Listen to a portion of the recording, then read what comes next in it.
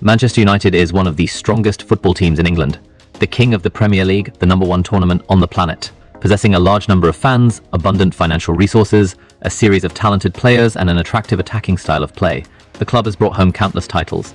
But that is the Manchester United of the past. This club of the present is no longer the same as before. In this story, we will explore Manchester United from the past to the present.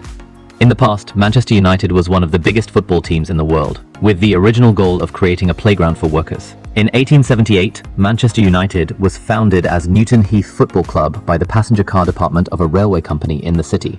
Over the years, the club gradually grew stronger. From a place of entertainment for the brothers, Newton Heath began to participate in grassroots tournaments until winning the city's semi-professional championship. After winning the city championship in 1889, Newton Heath decided to apply to join the Football League, the largest professional football organization in England. But because the team was too small, this request was rejected by the organizing committee. However, the leaders did not give up. Newton Heath joined the Football Alliance, a subsidiary organization of the Football League.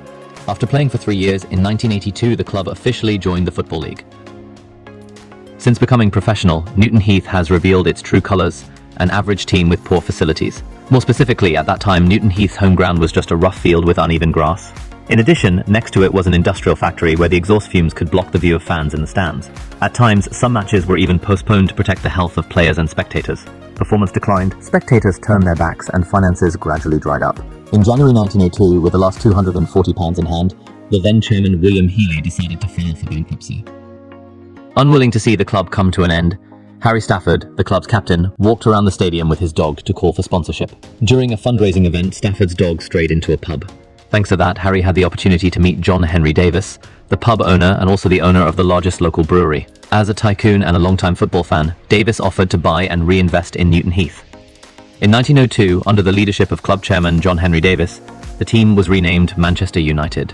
Not only that, just a few years later, Davis also generously built a new stadium for the club. From here, the name Old Trafford officially entered the history of world football. Unfortunately, World War II broke out when the new stadium had only been open for a few years. A bomb fell right in the middle of the stadium. Old Trafford was a pile of rubble, and it took 8 years of construction and repair before it was ready for use again. With the new stadium in the following years under the leadership of Matt Busby, Manchester United played extremely well, destroying the whole tournament, turning Europe red.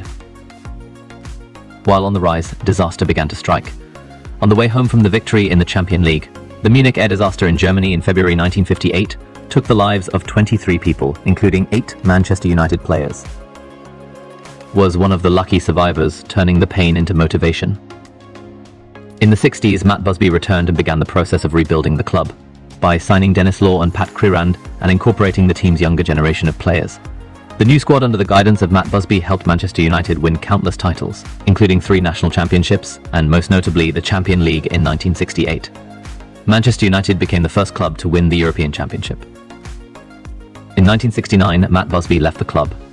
At this time, Manchester United seemed to fall into a deadlock. From 1969 to 1986, Manchester United was now just a shadow of itself. Despite their best efforts, the club never regained its former glory.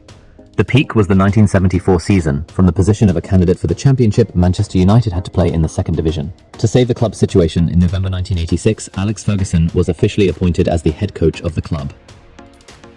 After the first 3 difficult seasons as head coach, Alex Ferguson brought Manchester United 38 different major and minor titles over 27 years. The most typical are 13 Premier League championships and 2 Champions League championships.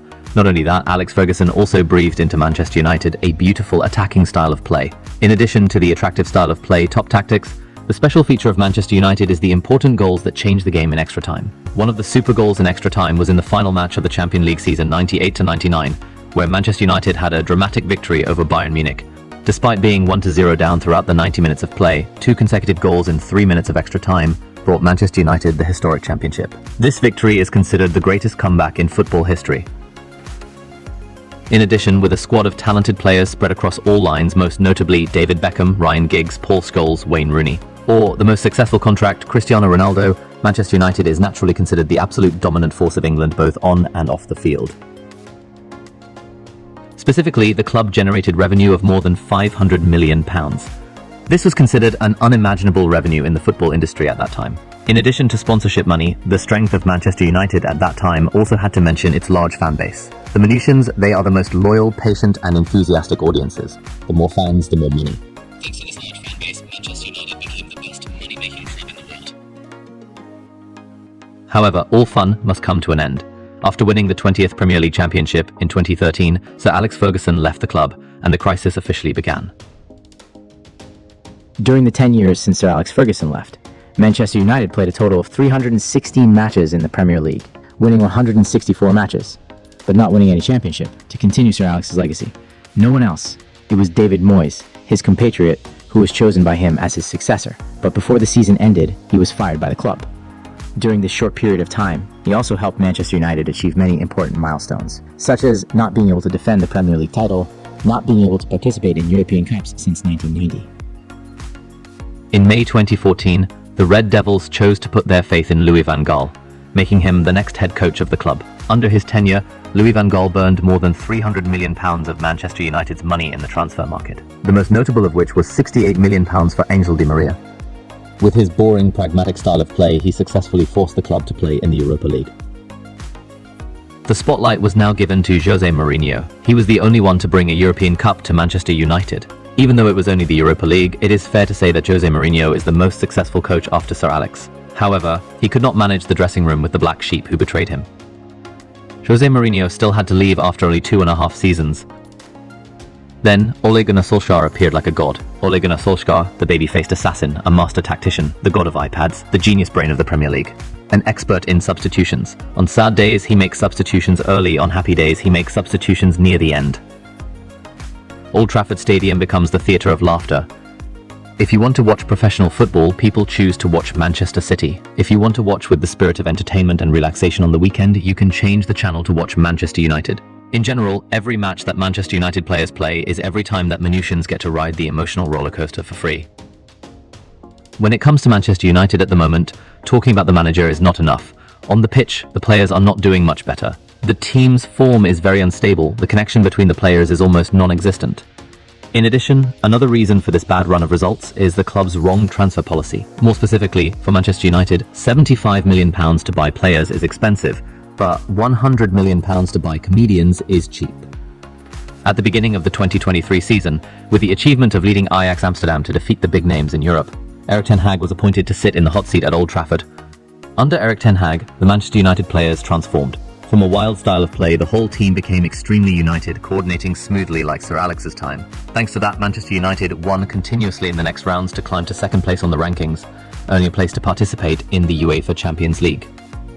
Despite high expectations and huge investment, Erik ten Hag was still powerless in his journey to help Man United return to their golden age.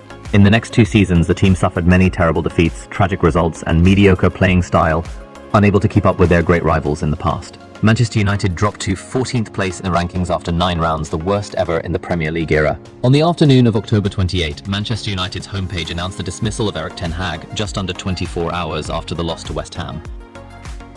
The Red Devils now have to find a new path to regain their former position, a huge challenge for anyone who succeeds ten Hag. And that is the story of Manchester United. See you in the next videos. Please like and subscribe to motivate me to continue making better and more interesting videos.